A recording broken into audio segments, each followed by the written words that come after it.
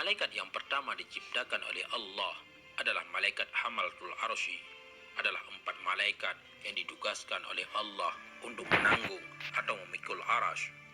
Yang ketika Allah memerintahkan kepadanya untuk mengangkat arasy, maka malaikat Hamalatul Arsy tidak sanggup untuk mengangkatnya karena beratnya arasy.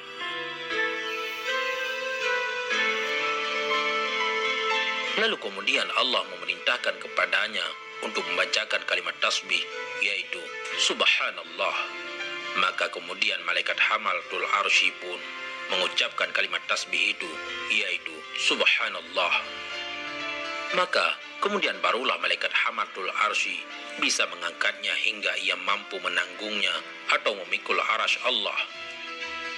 Malaikat Hamalatul Arsy menanggung arasy sambil bertasbih kepada Allah Subhanahu wa taala.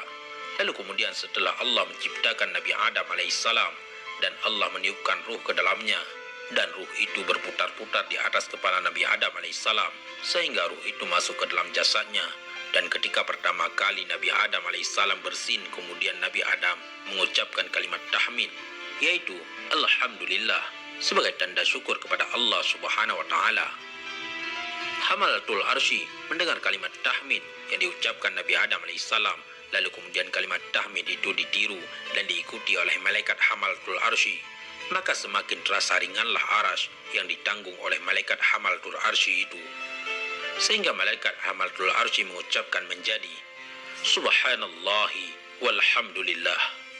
Lalu kemudian selanjutnya lagi ketika Allah mengutus seorang rasul untuk menyebarkan kalimat tahlil terhadap Nabi Nuh alaihissalam, setelah Allah memerintahkan kepada Nabi Nuh alaihissalam untuk menyebarkan kalimat tauhid atau tahlil kepada umatnya, maka kalimat tauhid itu pun didengar dan ditiru serta diikuti lagi oleh malaikat Hamalatul Arsy, sehingga diucapkannya menjadi Subhanallahi walhamdulillahi wala ilaha illallah.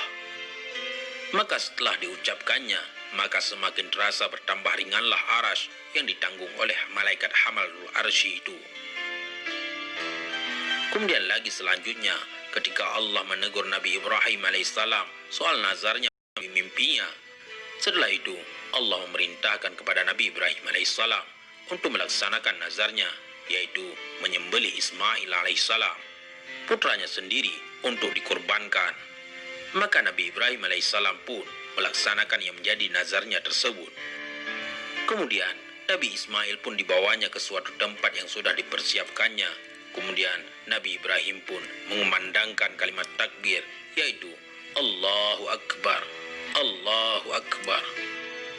Lalu kemudian kalimat takbir itu pun didengar dan ditiru dan diikuti oleh malaikat Hamalatul Arsy, sehingga malaikat Hamalatul Arsy mengucapkan kalimat tersebut menjadi Subhanallahi walhamdulillahi wala ilaha illallah wallahu akbar.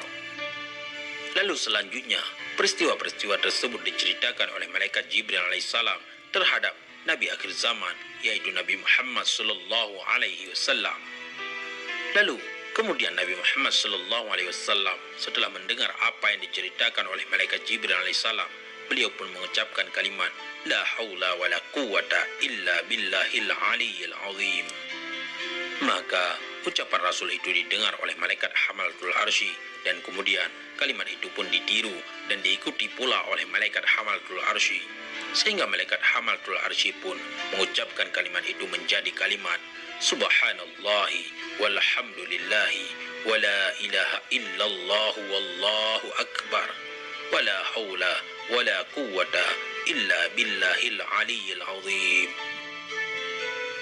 Itulah kalimat zikir yang diucapkan malaikat Hamalatul Arsy sampai saat ini. Mudah-mudahan ini semua